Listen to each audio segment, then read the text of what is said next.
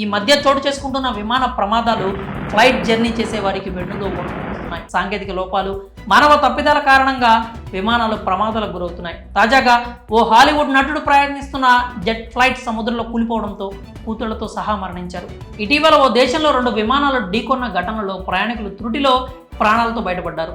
ఈ క్రమంలో మరో ఒళ్ళు గగురు పొడిచే ఘటన చోటు చేసుకుంది. ఓ విమానం గాల్లో ఉండగానే డోర్ ఊడిపోయింది. దీంతో ప్రయాణికులు ప్రాణ భయంతో వణికిపోయారు.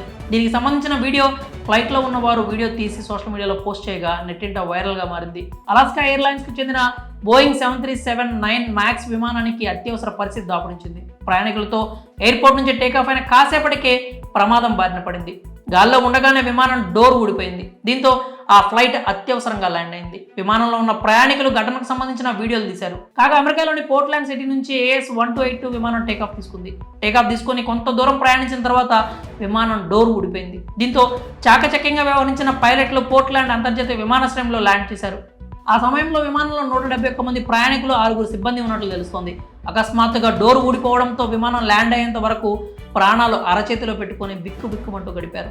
అయితే ఫ్లైట్ ఎమర్జెన్సీ ల్యాండింగ్ అనంతరం అందులోని ప్రయాణికులంతా సురక్షితంగా ఉన్నట్లు తెలుస్తోంది. గగనతలంలోనే డోర్ ఊడిపోవడంతో విపరీతమైన గాలి దాటికి ప్రయాణికుల ఫోన్లు ఎగిరిపడ్డాయి.